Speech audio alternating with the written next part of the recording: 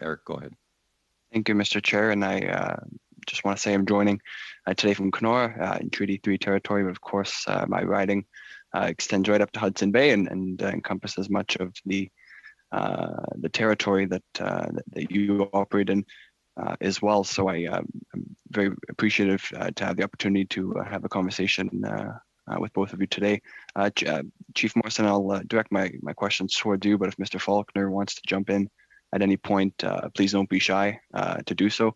I think I'll maybe go back to Chief Morrison. You mentioned I think the quote you or the expression used was the outdated program that you're operating within, and I'm hoping you can touch a bit more on that and maybe provide some more thoughts. I've already heard some good testimony, but if you could provide some more thoughts on how the programs should be updated, how the agreement itself could change to improve the resources that you're offered.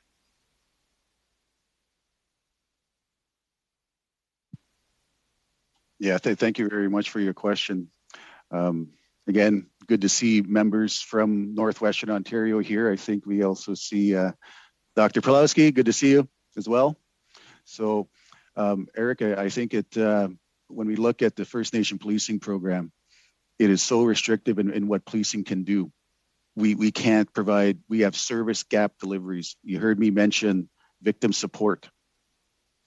We have high rates of domestic violence occurring in our communities, but yet we have to apply for funding to run a program to support victims. When you look at crime units, we look at our crime severity index for Indigenous policing. Many Indigenous policing are very high on this index. And yet we can't have crime units to investigate major crimes. You look at emergency response, how many emergency response incidents occur, like missing people, when they're out on the land, harvesting. We can't have a program to go and search for them. We have to bring in all these services. We have to bring in our policing partners, such as the OPP, to conduct these services on our behalf. So those are just a couple of the aspects when I say that the First Nation policing program needs to be updated. When you look at a police service as this Nishnawbe Aski Police and over 200 members, frontline police officers, and you think about another, like we are almost the size of Thunder Bay Police. Actually, we're very similar in size, but yet Thunder Bay Police has victim support, they have emergency response, they have court sections, which I'm going to say we have as well. However, they have more court sections, more court programming. When you look at the size of our service and you compare us to Thunder Bay Police, there is a lot of disparity there. We should have the same services as our counterpart just on Balmoral Street, but we don't have it.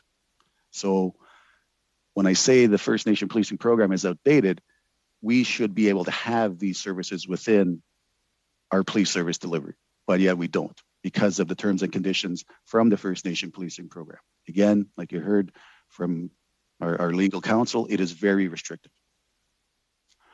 If I could just ask again, do you feel that there's sort of still an opportunity to work within the framework and the system that has been created, or would you suggest working towards a new arrangement?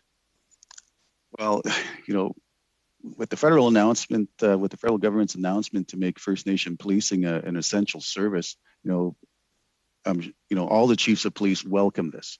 Mm-hmm. But to be honest, I'm not holding my breath for it. I'm not. It's going to take some time to get this legislation in place. With the consultation that has to occur, it's going to take time to update this program. It is. We welcome the money that's been announced for First Nation policing program. However, when you look at the money that's been announced, and there's a lot of it, there's a lot there. We still have to apply for this funding. Why are we applying for core function policing when it should already be available in our agreements? That's what's hindering our services. The restrictiveness of the terms and conditions is restricting us. If we were to offload all these programs or what we're doing onto the OPP,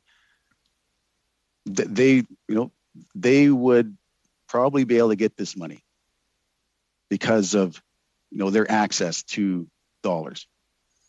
But for us, we have to write proposals, business cases, apply for funding, and do we get it? Sometimes we do, and sometimes we don't. So we have not only do we have our own funding agreement, we have several bilateral agreements.